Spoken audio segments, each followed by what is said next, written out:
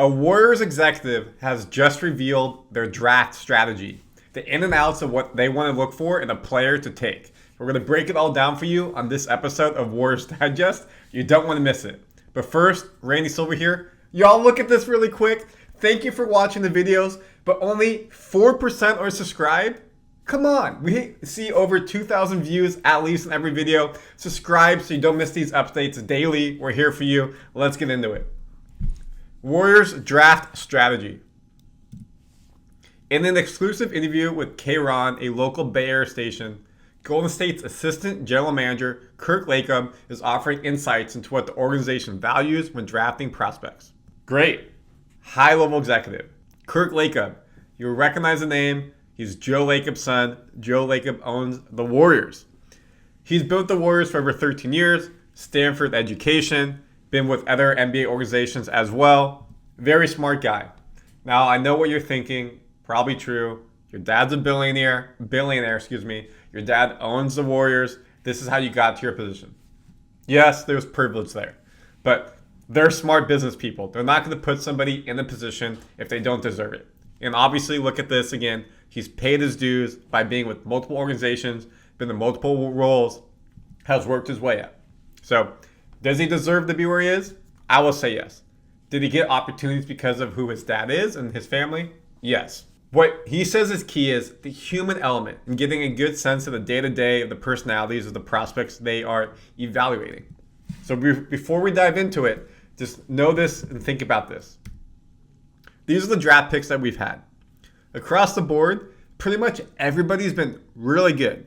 High-level IQ basketball player, straightforward. This takes you back to when Bob Myers was the GM and pretty much the start of the Warriors dynasty right after they drafted Steph. The one person in there who's probably not the guy you want is James Wiseman. Unfortunately, he did not work out. We know how much high talent he was. However, there were red flags. Only played 3 games in college because he wanted to go pro and he had some issues with admissions. He had other issues coming out of high school. So those could have been red flags. And that's why they say, hey, we need to do a better job at the character side versus just the X's and O's, which is something he talks about as well. Also remember as well, the Warriors have a 1% chance to have a top 4 draft pick. If we're not in the top 4, we lose our first round pick to the Portland Trail Blazers. We'll only have a second round pick in the 50 range. So with that being said, those are the types of players we need. You're not going to get the most talented player in the draft. You need people who can come in like Brandon did last year, like Trayce Jackson-Davis did last year, and can produce in the high quality, high IQ players, good team players. One disclaimer, this video was recorded before the NBA draft lottery. So as a result, some of this may be outdated in understanding where the Warriors pick. Hopefully we are top 4. If not, all this will still make sense. Lacob goes on to say, how do they treat people behind the scenes? I always ask people who aren't necessarily our talent evaluators, what are they like? That's when they don't realize they're being interviewed. They're not turned on. And that includes airport drivers, people that they work around in the stadium, people they just talk to, maybe the cafeteria people, executives. Everybody they can talk to, get a sense. Is the person putting on a front just for the executives, for the coaches, the assistant coaches, the trainers, or are they treating everybody as a consummate professional? Respect, dignity, how you want to be treated. I agree with this. That is what builds a good team. That's how you make sure you don't have a sour apple in the locker room. And this is how you have that family atmosphere, which we know the Warriors have. And this is what they loved about Brandon when they drafted him. He said it felt like a family atmosphere. They treated him with respect. He treated everybody with respect. And also they went into the X's and O's, as he says right here. How do they read the game? What do they focus on and off the court? What have they been taught? Where are they coming from? How can we get a sense of their basketball IQ? We know Trayce Jackson-Davis, high basketball IQ.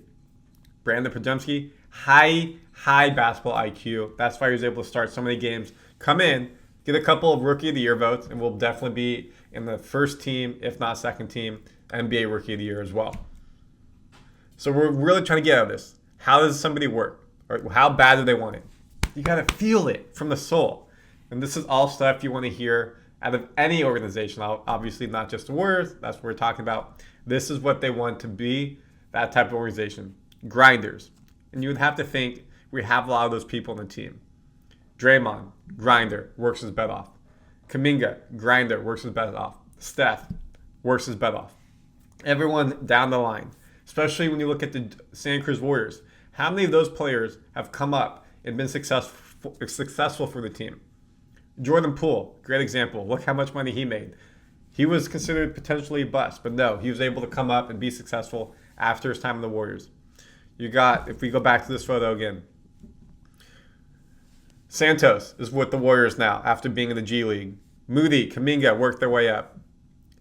Mannon has got some time as well. I already talked about Poole. A lot of those players are coming up through the draft. And again, what Poe say after being part of this draft process, I worked out with them. I felt our interview was great. The rest of the staff, the conversation, I thought it was a perfect fit. And that's a credit to the Warriors organization and making it feel like a perfect fit. And also seeing that he worked really well. He was overlooked coming out of Santa Clara, and we got a steal, if you consider a 14-15 pick a steal. They also look at each player specifically. They're going to have their own strengths and weaknesses. For example, the team believed Trace Jackson Davis had great hands. So they had the assistant coaches deliberately throw inaccurate passes to him to see if he could catch bad passes.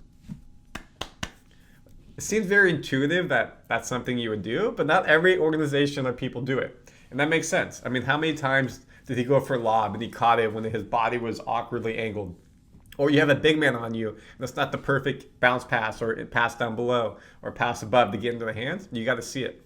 He also, again, was a 4-year player in Indiana, has all those intangible qualities, great teammate, grew up from a NBA father. So you didn't really have to worry about potentially him as a player. You had to worry about more of the X's and O's and can he actually produce for you on the court.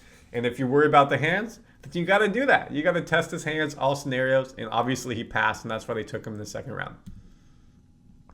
Current players can drop in and out of workouts as well. Lacob said Draymond Green is active in this process and loves to talk to players. He provides the front office with an insight on prospects from his own perspective. Some young players on the team have crossed paths with certain prospects during their youth careers, and intel can come from that. Running this like any business, you want all the input from your employees to make the decision. We know Draymond is a basketball savant, so this is amazing. Of course, you're going to want his input. And listen to him on the Draymond Green podcast. He analyzes the game so well. Everything else, you always hear about the X's and O's and how he sees the game. So, of course, you're going to want him to speak to a prospect. He's going to be real with you. Is that person good?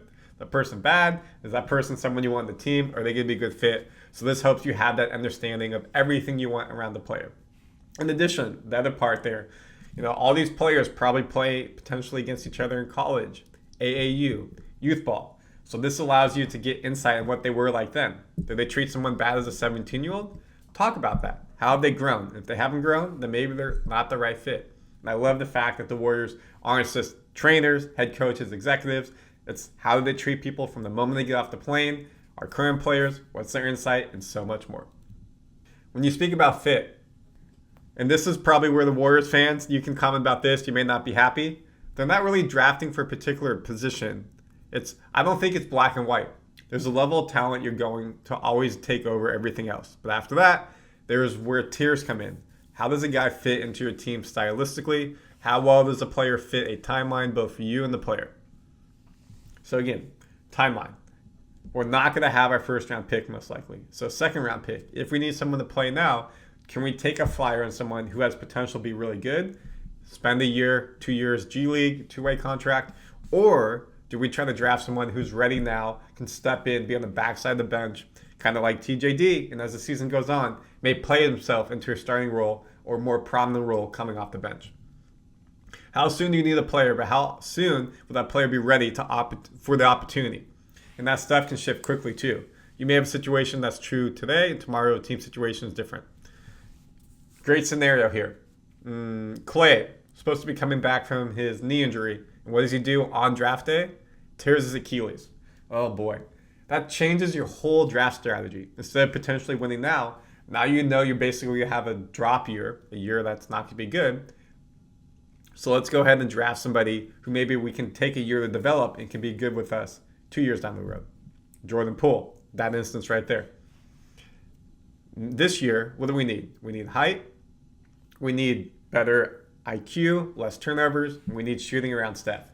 If that person in the Warriors, well, I guess I should say this. If the Warriors want to win this year, you need to draft someone who's probably had 3-4 years in college, NBA ready body, NBA ready mind. It can step in. Probably needs to shoot 40% from 3 in college to be able to do in the NBA. And if you're tall, what are the reboundings, blocks, and how you're able to hold up against the physical specimens in the Western Conference? Rudy Gobert, Nikola Jokic, Nurkic, all those people plus more. So that's what you're thinking about that right here when he says, do you need a player now or need them later? As I already talked about, the Warriors will have to dig deep in their 2024 draft strategy as they don't own their first round pick. Again, based off of this, if it's not top 4, it's going to go to the Portland Trailblazers. So most likely their only pick will be that second round pick in the 50s unless they make a trade to get into the first round or, of course, have another second round pick as well. Once all this is done, Lacob says they do a post-mortem where they look at last season's draft, analyze everything they did, what went right, what went wrong, incorporate new factors, new technology to determine how they can make the process better going forward. Like any good business. This is why the Warriors are worth over $7 billion. They run this franchise like a business. It works really well. Now, normally when a business is not doing well, and a lot of you comment about this, you break it down to tear it back up. You're not trying to just retool, rebuild when you're kind of stuttering like this. So the Warriors are the crossroad. What are we going to do?